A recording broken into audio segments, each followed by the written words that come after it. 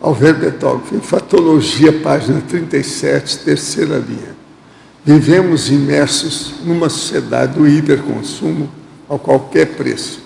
O que virá após essa fase social tão nefasta? Há esperança de um futuro mais equilibrado?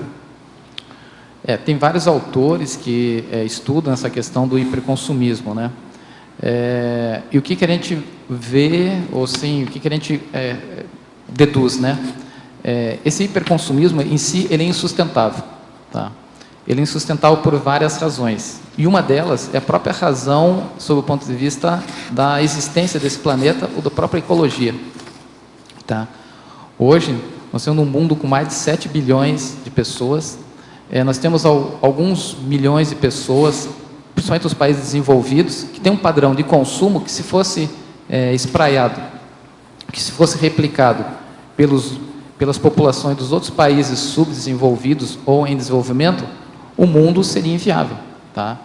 Ou seja, existe uma sociedade que um modelo de sociedade, tá? Representado aí principalmente pela sociedade americana ou pela própria sociedade europeia, que é impossível você replicar em outras partes do mundo, porque senão se torna inviável a própria existência humana. Você vai acabar com as fontes de recursos naturais, a própria questão da energia vai ser escassa e, pior de tudo, vai transformar o planeta, que já está virando, uma grande lixeira, tá? Então, é uma condição de dar tiro no pé, né? Então, é impossível de ser mantida e não é sustentável. A gente espera que uma hora as pessoas... Aí que eu vejo que esse processo é intraconsciencial, tá?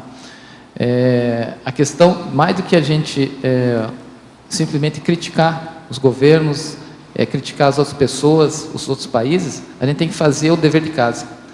Quanto que nós vivenciamos essa realidade. Então, a gente tem que ser teático nas nossas condutas, né? E, acima de tudo, fazer essa reflexão para fazer se contrapor a essa condição que existe hoje na nossa atual sociedade, né? Que o indivíduo é medido pela quantidade, como eu comentei há pouco, das suas posses pessoais, dos seus bens materiais, e não pelo aquilo que ele efetivamente é. A hora que a pessoa fizer essa revisão, e a gente vai caminhar inevitavelmente para isso, todo esse processo aí vai ser colocado em xeque e vai ser, numa visão otimista, ser superado. Agora, vai ter um preço para isso, né? Tomara que esse preço não seja tão pesado como as previsões aí dos próprios ecologistas, economistas, vêm colocando aí para os próprios sociólogos para o futuro. Em Tecnologia, página 38, poderia nos falar mais das técnicas do neuromarketing, estimulando neonecessidades consumistas? Hoje se sabe que, por vezes, os próprios psicólogos, muitos deles, os próprios psicólogos cognitivistas, muitas vezes eles utilizam os recursos aí das pesquisas na questão da cognição para fazer com que os produtos, às vezes, sejam melhor vendáveis e que as pessoas consumam mais um produto X, Y, Z. E isso pode ser observado em mínimos detalhes, né? Por exemplo, a própria condição na gôndola do supermercado, tá? Por exemplo, eles colocam objetos próximos ali ao caixa do supermercado, objetos de pequeno valor e de pequeno tamanho. Para quê? E também baixo. Qual que é o objetivo disso? Geralmente, o que eles já perceberam? Quando chega o pai e vai fazer a compra junto com o filho vai ter acesso ali ao chocolate, ao brinquedinho. E dificilmente o pai vai querer se constranger perante o caixa e o público que está ali, repreender o filho e tirar o objeto dele. O que ele vai fazer? Vai comprar para atender a necessidade da criança. Tudo isso é pensado. E outra coisa, há um desconto disso. Alguns adultos pegam o negócio e põem no bolso. Também é. Para dar um desconto. Isso aí precisa equilibrar, né? Golpe de um lado, golpe do outro. Golpe do outro, exatamente. Professor, tenho pensado na minha situação em relação aos relacionamentos afetivos. Tenho 35 anos, amei de verdade apenas 3 pessoas na vida. Entretanto, mesmo gostando de muitas delas, esse relacionamento nunca foram duradouros. Assim questiono. Eu não pude casar e constituir família com essas pessoas porque tive que pagar algum erro do passado. Se for esse o motivo, o que fazer para amar alguém e ter um relacionamento duradouro? Se já está determinado através do passado que não serei feliz no amor. Mas tudo é conversa fiada que você está falando, você está vendo para o outro lado. O negócio aí é você mesmo, seu temperamento, a sua paragenética, seu jeitão. Uma pessoa que quer casar é a coisa mais fácil que tem, porque é muita gente querendo casar. Não é assim. Então, o problema é seu. Você que tem que escolher o povo que esteja mais de acordo com você e ver se dá certo. Agora, o caso, antes de mais nada, é seu. Na sua casa tem espelho. É bom você se mirar nesse espelho e ver como é que é o seu temperamento. Isso é que é importante. Agora, ó, você pode fazer uma união muito produtiva, que nós chamamos de dupla evolutiva, visando a evolução, não precisa nem de casar. Pensa bem por aí, como é que ficam as coisas. Professor, um dos grandes paradoxos é chamado de inteligência militar. Quando poderemos ajudar esse pessoal com traço paragenético bélico? Como colocar algo na cabeça de quem é ignorante de longa data? Na juventude que vive na vídeo game mania universal, ultrabelicista, como é que a gente faz? Olha, eu tenho falado muito nisso, para poder esclarecer aquilo que a gente pode. Mas veja, de vez em quando a gente atende, inclusive, grandes oficiais aí, das Forças Armadas, que estão com depressão, criando problema, mesmo nessa época que não tem tanta guerra nem nada. Mas isso, inclusive, aqui no Brasil.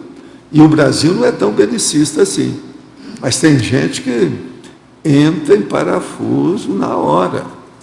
Agora, atualmente, por exemplo, eu mesmo vi um caso em que o nosso amigo dirige só 400 homens o tempo todo.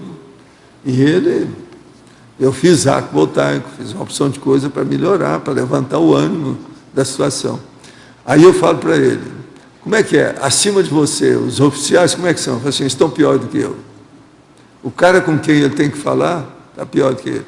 Então, você veja, o processo bélico está avançando aonde não tem nem guerra. O negócio está bravo. Agora, isso é fruto do holopensene que a pessoa vive? Não, é a época que nós estamos vivendo de vidas conselhos. Elas estão chegando aí, esse povo tudo tem conselho no meio. Agora, por exemplo, às vezes um líder igual esse não é conselho, mas o povo que ele está lidando é. Entendeu? Alguns anos atrás, algumas décadas atrás, morriam, né, mais crianças por falta de comida do que por excesso. Hoje está invertendo esse processo. Tem muitas crianças aí obesas, com problemas, às vezes, de colesterol, com problema até cardíaco, que antes era um problema da população adulta. E hoje as crianças já têm essa condição. E até recentemente, acho que foi nas últimas semanas, o governo federal lançou um programa que é justamente para combater a obesidade no Brasil. Tá? E se você for ver isso na rua, você for ver isso, às vezes está nas escolas, você vai ver que a criança, por exemplo, ela consome muito mal, né? Então, é a mãe que dá para a criança salgadinho, refrigerante, que são alimentos com pouco valor nutricional e muita caloria. A criança acostuma, toma gosto por isso, e depois para reverter isso na fase adulta, aí é complicado. Tá? Você vê hoje em dia uma criança da classe C, ela consome muito mais açúcar e fritura do que uma criança da classe A há 30 anos atrás, 40 anos atrás. É muito mais fácil o acesso, né? Então está todo mundo nadando de braçada nisso. Né? E esse processo da fartura, então, na verdade, é um problemão, né? Então, a fartura pode ser fatal, né? Tem um amigo meu que queria sugerir ao governo para fazer um decreto-lei que todo supermercado, na entrada, tinha que ter, obrigatoriamente, uma balança tipo Filizola para pesar todo mundo que entrar. Que entra. Projeto de lei. Mas isso aí seria uma saída. A balança, assim, quanto maior o peso na balança, menor o tempo de vida, né? É inversamente proporcional. A hora que ele me falou, eu virei para ele e falei assim, não, isso aí eles vão resolver de um dia para outro facilmente. As balanças vão pesar tudo menos. Então vai o cara lá com 120 quilos, está pesando 65. Mas Sabe que eles diminuíram os números de manequim, de roupa, de camisa, essas coisas, só para as pessoas não se sentirem tão gordas. Agora, então diminuiu. Então, pelas estatísticas, o Brasil está igual aos Estados Unidos. A média aqui é de 48% do povo está com sobrepeso. Valdo, E outra coisa, eu acho isso ainda é mais do que isso, porque eles não têm notificação adequada disso. Ninguém fala o total que é. No Brasil, a estatística não funciona. A gente vê pela rua, quando eles mostram os negócios de São Paulo lá, o povo andando na rua, é igualzinho aos Estados Unidos, desde a década de 60 lá. Deixa eu estar falando do supermercado. Tem um a pessoal que defende uma técnica de quando a pessoa for fazer compra no supermercado, ela ir já com o almoço. Ela almoçou, então ela vai fazer compra. Então ela já vai pegar menos coisas, iogurte, essas coisas todas. Não, mas, e não levar a criança. Aqui, ó, lá no Rio a gente via como é que era a situação. Uma coisa muito interessante. As pessoas que entravam, por exemplo, na churrascaria. Lá havia o porcão, lá perto de casa.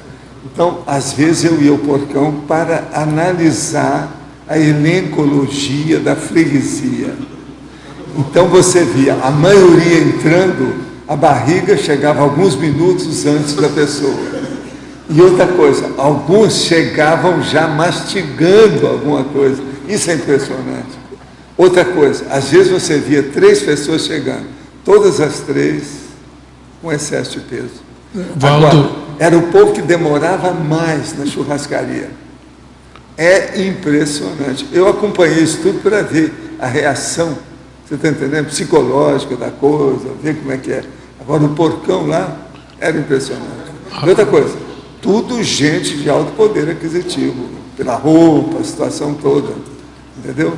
Valdo. Agora, você sabe, as mulheres gostam de usar aquele negócio que é aberto, né, que não aperta nada, fica tudo. Então anda, é uma baleia andando com aquele negócio todo, parece uma ameba grande, entende? Agora, isso lá era muito comum. Outra coisa, de vez em quando aparecia artista da televisão, esse negócio todo. Às vezes a artista estava mais ou menos bem, o acompanhante não. Isso, ó, nós vimos, foi muitas vezes, eu mesmo, minha mulher ia comigo só para a gente fazer o exame da situação. Agora, você veja bem, isso já tem mais de 20 anos. A gente já via que o negócio estava crescendo. Agora, atualmente, com a estatística, 48% é igual aos Estados Unidos. Valdo. Nos Estados Unidos eu vi isso já na década de 60. E eu cantei a pedra. Depois entrou lá, presidente, fez uma força danada, o Carter fez uma força, fez tudo para ver se reduzia, mas não adianta. Tem estatística tanto dos Estados Unidos quanto do Brasil. A população mais obesa é a população mais pobre, que come bastante, mas come mal. Quanto mais... E os Estados Unidos é a mesma coisa. Quer dizer, aqui se repete. E aí entra os processos de refrigerante, tudo isso. O problema era falar mais sobre água, para o povo tomar água, esquecer essas coisas. Refrigerante também é negativo. Tem o problema, por exemplo, dos gases do refrigerante, que isso faz mal. Com o tempo, isso tudo piora. E muito fast tem que ir food. com calma. Fast food, aquele fast food do pior, que o pessoal cobre Não, naquelas barraquinhas de rua. O problema de fritura. É um negócio terrível.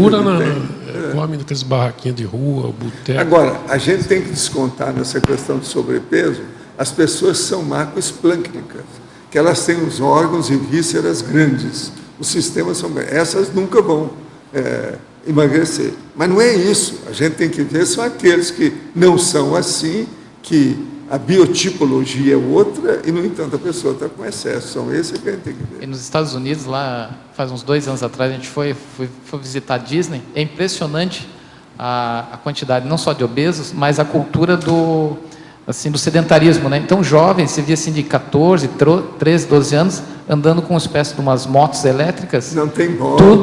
Tem tudo. Cadeira de roda elétrica para não andar. Para não... E eram jovens, não tinham nada. Não é problema, mas está cheio disso. Agora, ó, tudo isso eu previ em 1960, nos Estados Unidos. Eu vi essas coisas, eu falei, isso tudo vai piorar, devido ao consumismo e o capitalismo selvagem. Foi batata. Eles não fizeram nada adequadamente. O Carter foi um dos únicos que reclamou lá, mas não conseguiu nada.